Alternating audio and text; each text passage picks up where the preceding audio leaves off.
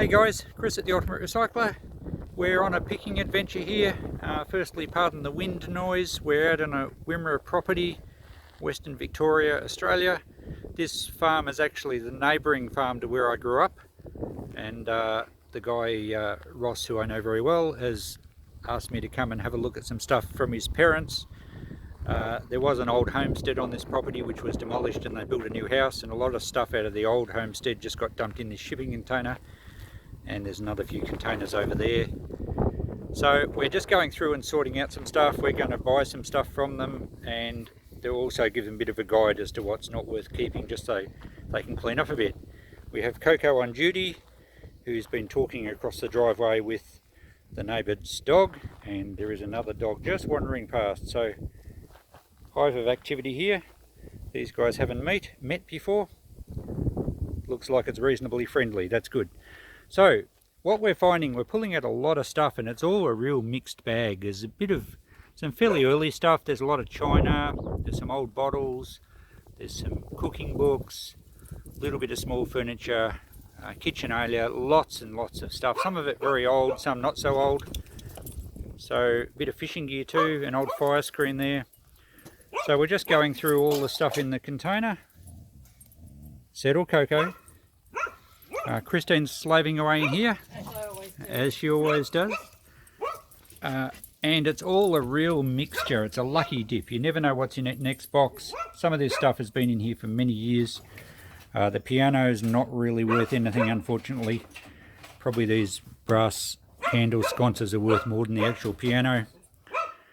So we're just working our way through, progressively going through each box, sorting out anything of value. There's a lot of nice old stuff that's unfortunately damaged. This jug's probably Victorian. And in the cupboards there's all sorts of boxes of things. So we'll keep going. I'll film a bit more perhaps when that dog shuts up, and we'll just see if we can find any treasures, and then we'll take it back home and process it all and see what we can find. So we're right at the back of the container. It's still very much a lucky dip. There's a nice old green chair. We have been through some of this once before, a few years back, but I think there's been lots added. Christine just found this old, looks like a cane fishing creel basket, full of old reels, some sort of little hammer. That looks like, oh, just a jar.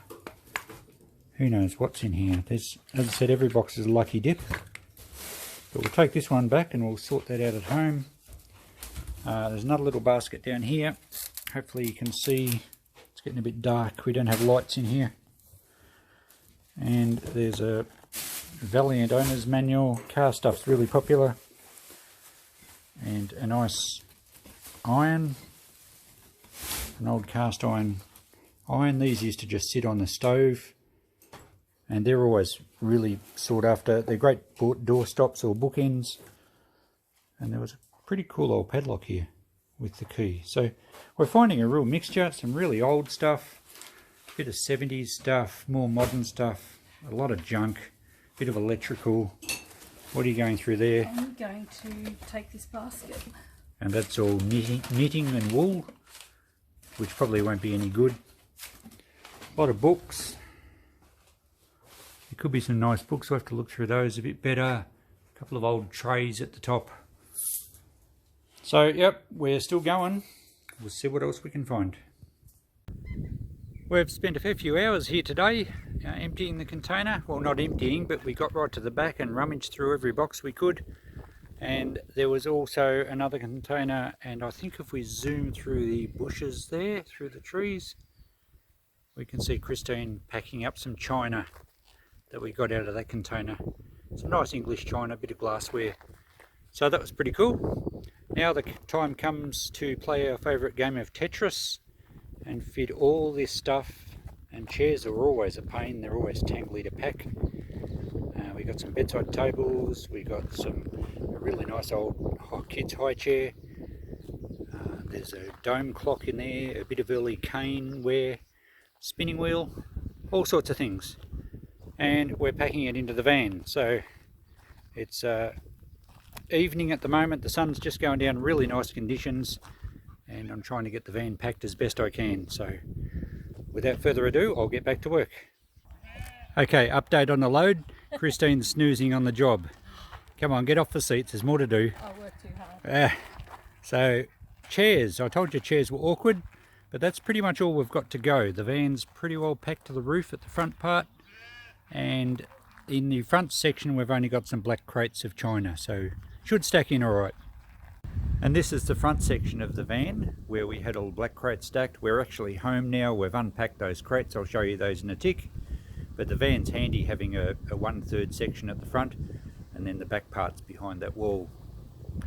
And here's the back section of the van, pretty much full to the roof. There was a few things just at the back we brought back from being away on my trolley and whatnot. So that's the end of this part. We'll start unloading. We've already unloaded the black crates as I mentioned. I'll quickly show you those now. And here's the crates we use. They stack really well, these ones, and they're good for packaging china and glassware. So we've moved these into the back of the shop, and Coco's a bit grumpy about something.